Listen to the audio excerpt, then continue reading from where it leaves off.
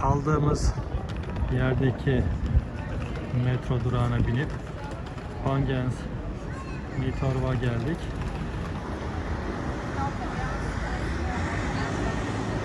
Buradan yürüyerek de Nyhavn'a geçeceğiz. Görüyorsunuz, burası da gayet canlı bir sokak. Gezmek, alışveriş yapmak, eğlenmek için gayet güzel. Gezerken karşımıza gördüğünüz gibi Guinness Dünya Rekorlar Müzesi çıktı. Orada dünyanın en uzun adamı, en şişman adamı gibi farklı kategorilerde rekor kıranların temsilleri mevcut.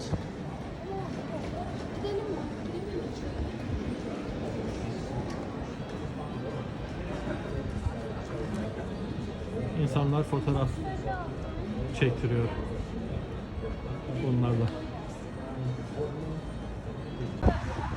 Şimdi gidecek yerleri görüyoruz. İşte Nyhavn'ın yönü bu tarafa doğru.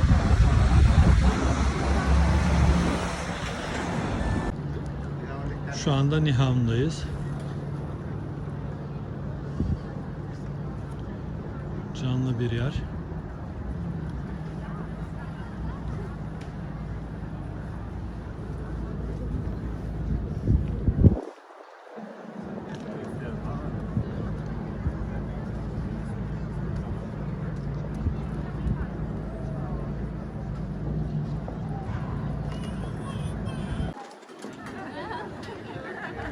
Nyhavn'da kanal turları meşhur.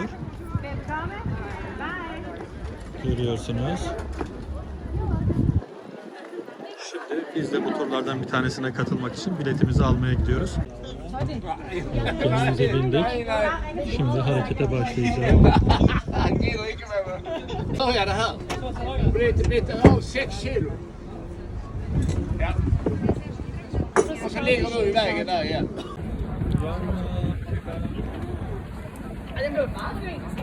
Çıktık. Evet. Teknemiz tam bir dönüş yaptıktan sonra yola girecek.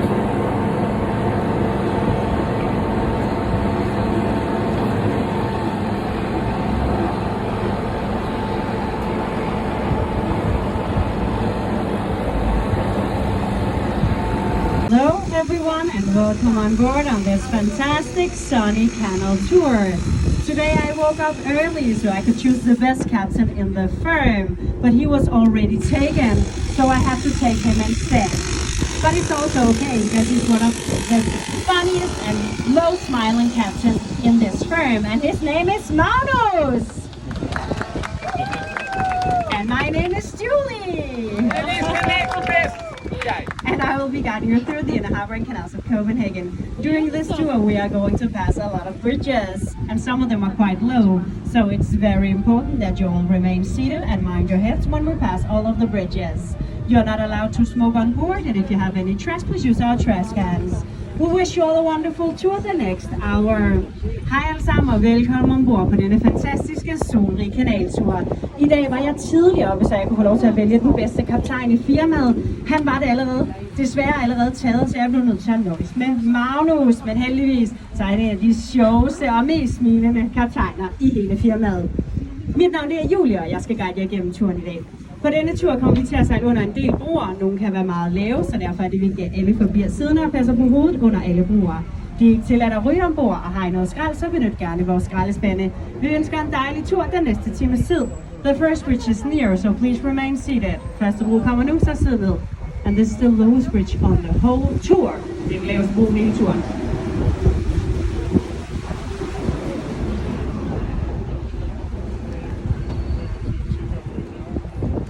Right now we are in Nyhavn, and if you translate Nyhavn, it means new harbor, but it's not that new. It was dug out more than 350 years ago to make a connection between the inner harbor and the King's New Square comes Nyhavn'da. Back then it was a place for murky sailors who went on boards to drink a lot of beers and to find ladies of the night.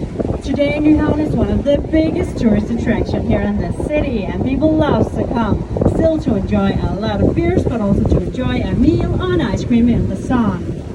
Nyhavn er slet ikke så ny, som navnet udgiver sig på at være. Nyhavn blev udgravet for mere end 350 år siden af kongens soldater for at lave en forbindelse mellem Inderhavnen og kongens nye tog. Dengang var det et mere snusket sted, hvor de fordrukne sømænd kom for at gå på bar, kom for at drikke en masse øl og for at finde glædespiger. I dag der er Nyhavn et af byens største turistattraktioner, og folk de flokker sig til stedet for at nyde en masse øl, men også for at nyde et måltid eller en is, når solen kigger frem. To the left we have the Royal Playhouse, and the Royal Playhouse opened back in 2008 with a famous play written by William Shakespeare called Hamlet. And I think many of you know the famous quote from Hamlet, "To be or not to be." But here in Nyhavn we say 2 beers or not 2 beers. And what a silly question. Til venstre ser det kongelige skuespilhus, som åbnede i 2008 med det berømte stykke skrevet af William Shakespeare, Hamlet. Hamlet det foregår i Kopenhag Slot, som vi finder Helsingør 40 km nord for København. The area on the right side in front of the boat is called Holmen, and Holmen consists of 5 man-made islands. The first island were made in 1685 to take all the war wooden ships away from the center of the city and out here because there were a major fire hazard. Back then all of this area belonged to the Danish Navy. Området til højre for båden hedder Holmen, og Holmen består af 5 kunstige anlagte øer. Den første ø blev anlagt tilbage i 1685, fordi man ønskede at fjerne alle de store træk. The house was a gift from the A.P. Møller-Mærsk Foundation and opened back in 2005. The opera is designed by the Danish architect Henning Larsen, and it is 14 floors high, which 5 of them are below ground. Inde til højre ser Operahuset. Operahuset var en gave fra A.P. Møller-Mærsk Foundation. Mine damer og herrer, I er heldige på denne tur i dag, for vi har en speciel gæst i havnen. Kongeskibet Dannebrog herinde på højre side. Og Dannebrog er netop hjemvendt efter 2 måneder ude på det åbne hav i løbet af sommeren. The Royal Yacht is the oldest royal yacht in the world. It's from 1931. Kongeskibet er det ældste kongeskib i verden og er fra 1931. Just behind the Royal Yacht we have a beautiful area called Battery 6's. It belongs to the Danish Navy. And up on land we still have functional cannons, so we are ready if Sweden comes by. The 2 small grey cannons up on land are still used twice every day, one at sunrise and one at sunset. And that's to tell all the ships here in the harbor when to hoist or lower the flag. The sun rises very early during the summertime here in Denmark. That's why they had made an agreement with the neighbors that the cannon shot is always fired at 8 a.m. in the morning and not a minute before. Sundowns follow nature. Det smukke område inde på højre side hedder Battery 6's og tilhører den danske flåde. Op på land har vi stadig funktionsdygtige kanoner, og de 2 små grå deroppe bliver stadig affyret 2 gange hver dag. Et ved solopgang og et ved solnedgang. Og det er for at fortælle alle skibene her i havnen, hvornår de skal hejse opmærksomhed. For om et ganske kort øjeblik, der kommer et af turens absolut største højdepunkter. Vi skal nemlig en tur forbi den mest fotograferede kvinde i hele Danmark.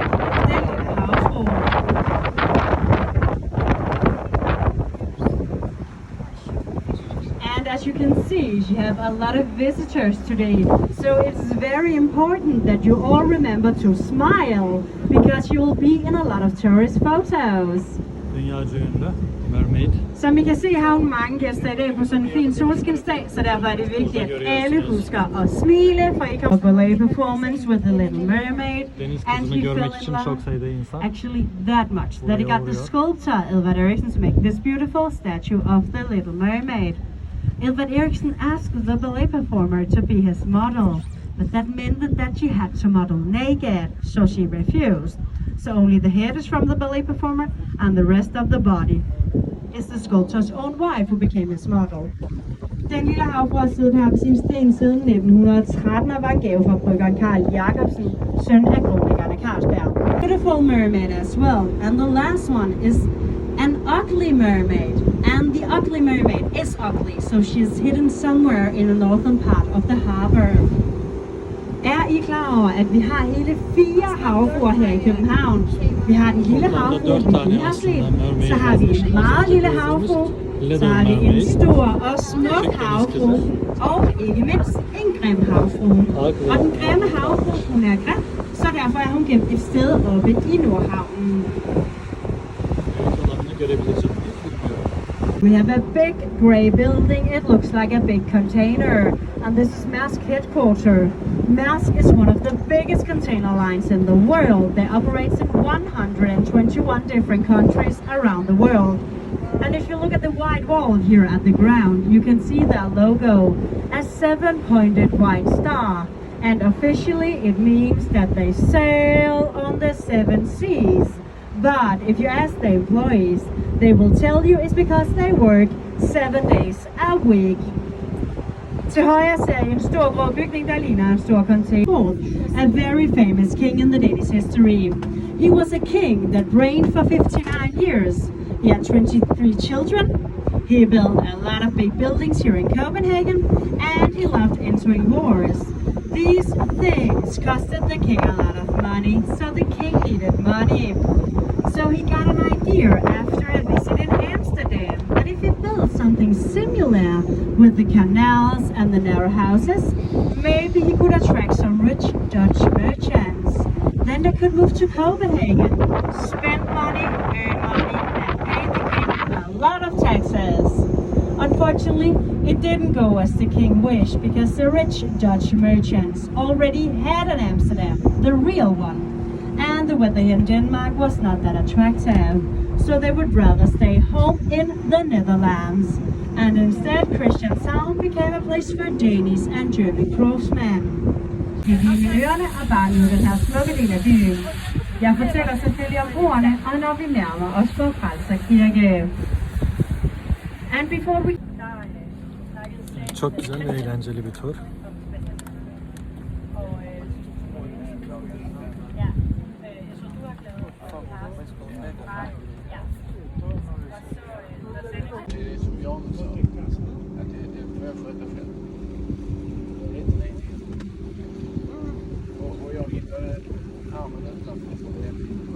Ja, det var da vi sejlede. Ja. Jo, men det var, jeg fortæller ikke det, at Bertram havde sejlet med ham. Ja. Og så havde han sagt, altså han blev ved med at sige, kig, du skal sige det sidste noget. Og det sidste var han sådan lidt, om han siger det ikke, så begyndte han jo bare selv at kigge. Og så sagde han, så er det fint nok. Altså så jeg tror, sådan en som Bær, men og det synes jeg...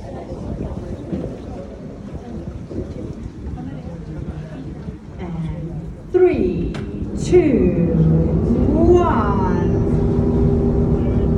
He's always so nice to me, our beloved captain. Thank you, Magnus. We will try again. 3, 2, 1. And now look to the left. Kig til venstre nu.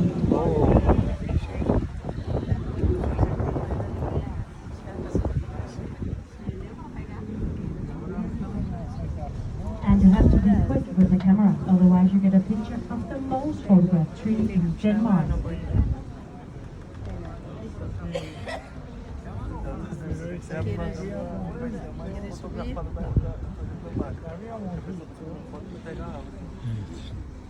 Çok güzel. Evet, bir başka köprünün altından geçiyoruz. Köprüler tabii daha serin. No, yeah, okay. Yeah.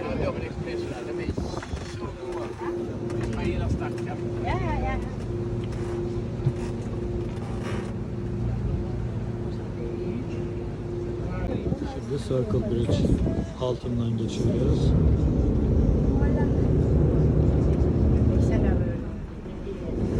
Tabii biz uzun turu aldık. Kısa turlara katılma şansı da var. In front of us we have the Black Diamond. The Black Diamond is a part of the Royal Library and opened back in 1999. The building's facade tilts 7 degrees towards the water, causing the water to reflect up to the facade, so it sparkles like thousands of diamonds. But before that can happen, the sun has to be out and also be correctly on the sky in front of the Black Diamond. Inde til højre har vi den sorte diamant, en del af det kongelige bibliotek, som åbnede i 1900. Yeah, let's give our captain a big applause! Evet, büyük alkış. This turn is the most difficult part for a captain on the whole tour, so only the best captains are able to do such a perfect turn. Right now we are sailing around an island here on the right side. The island, it's called Slotsholmen, the castle island, and this has been the center of power in Denmark for almost 1,000 years.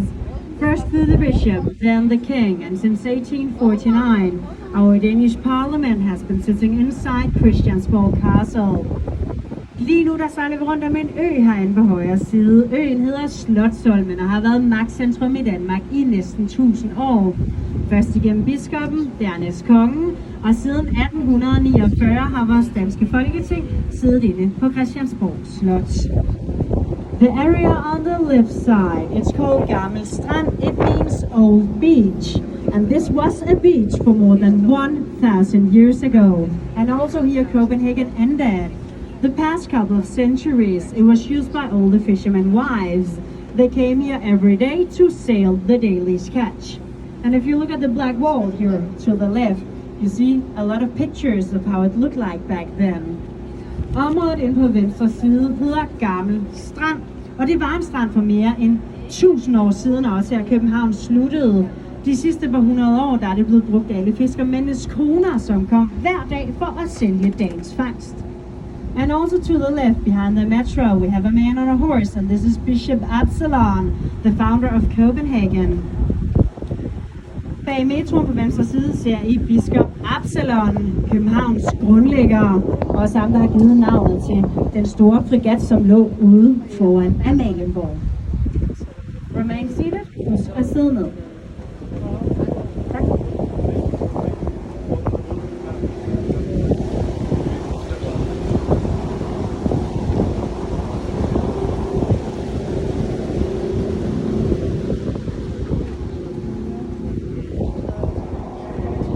To the right, we have Christiansborg Castle. This is the third castle in that name. The two first ones burned down because of a mistake in the chimneys. The one we have today is from 1928. Inside, we have the Danish Parliament, the Royal Representation Rooms, and also the Supreme Court. You can go and visit, and also visit the highest tower in the city. It is 106 meters high. På højre side har vi Christiansborg Slot, det tredje slot til det navn. De to første brændte ned på grund af en fejl i skorstenene. Slottet vi har i dag er fra 1928. Indenfor der finder man det danske folketing, de kongelige repræsentationslokaler og også højesteret. Man kan besøge Christiansborg og også besøge byens højeste tårn, som er 106 meter højt. A bridge remains seated, en god tid ned. Tak.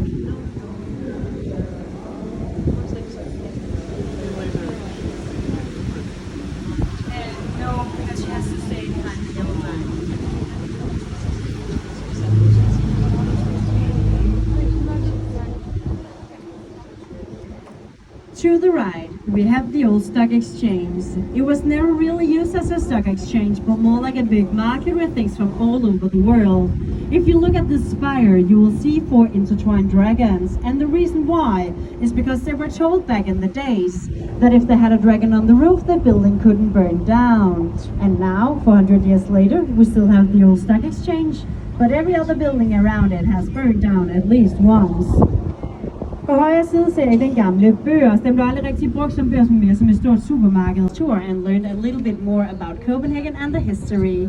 We have enjoyed it, and I will tell you this has been the best tour of all the day. And I'm not saying that on all of my tours. Thank you for the visit. We wish you all a wonderful day here in beautiful and sunny Copenhagen. Evet, çok güzel bir tur oldu. Ve şu anda turumuz bitiyor. Ve yerimize geldik.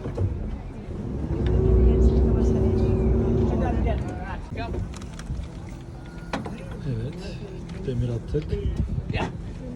Thank you very much. You're welcome to leave. Thank you. Thank you. You're welcome. You're welcome.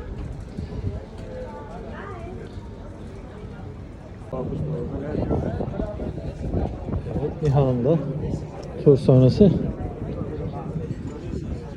sokakları geziyoruz. Çok canlı yerler görüyorsunuz.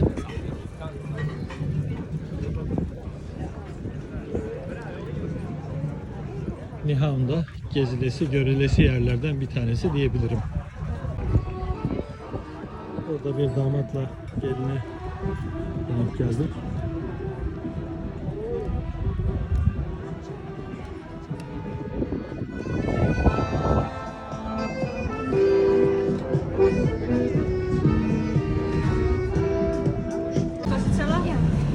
Şimdi bir dinlenme vakti. Ufak molada dondurmalarımızı yiyeceğiz.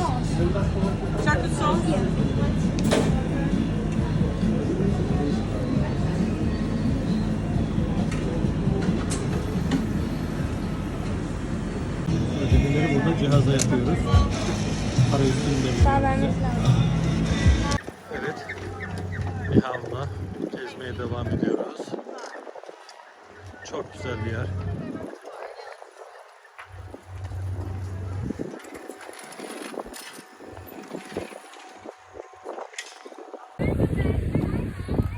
Gezmeye devam ediyoruz.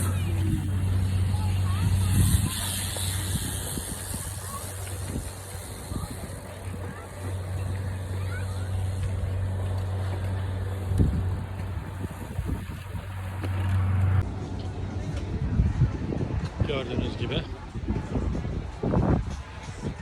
çok çeşitli ve güzel yerler var. Oturma yerleri var. Dinlenme yerleri var.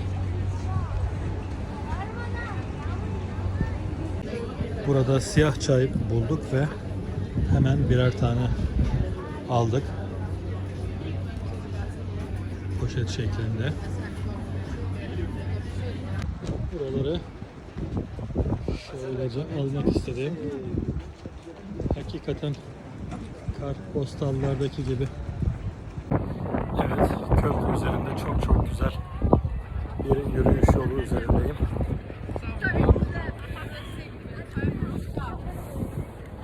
Turlar gün boyu devam ediyor. Bu da başka bir grup.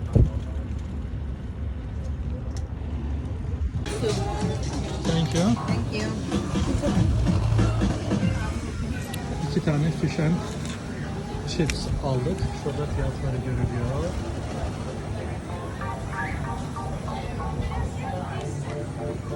Sos istemedik.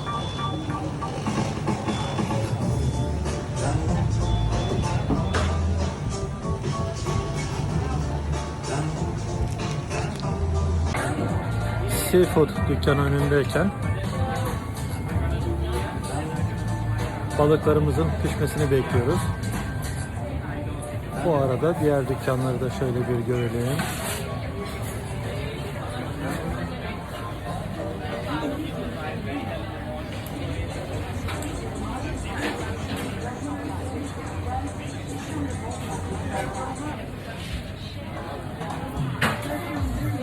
Hem karnımızı doyuracağız hem biraz akşam yorgunluğumuzun gitmesi için dinleneceğiz burada. Oturma yerlerini görüyorsunuz. Evet, sokak yemeği olarak farklı bir lezzet. Fish and chips. Görüyorsunuz. Bisikletliler o kadar yoğun ki bisiklet yolunu yaya yolu kadar geniş tutmuşlar.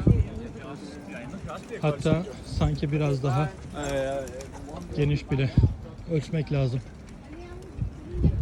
Gün batarken Nyhavn'dan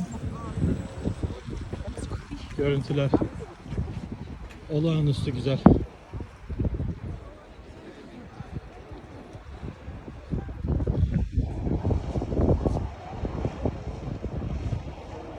Huzur, mutluluk,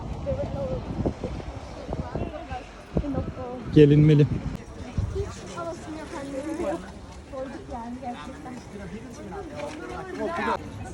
Evet, Evet, Nyhavn'da akşam 7 civarında artık dükkanlar kapanıyor. Biz de epeyce gezdik. Artık eve doğru dönüyoruz.